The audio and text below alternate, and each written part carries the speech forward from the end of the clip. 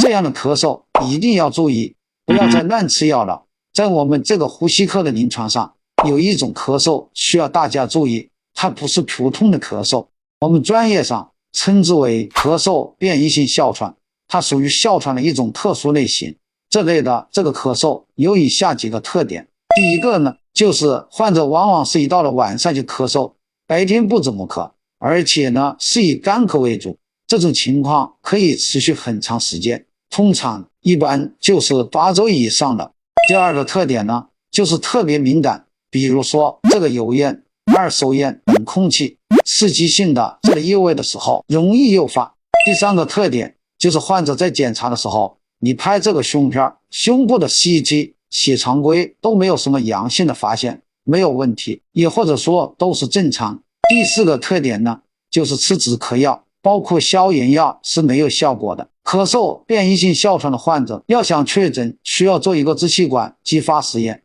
如果支气管激发实验是阳性，就可以确诊了。治疗也是需要使用一些抗哮喘治疗的药物，比如说吸入的激素，这是有效的。如果屏幕前也有类似的情况，看完今天的内容后就知道该怎么治疗了。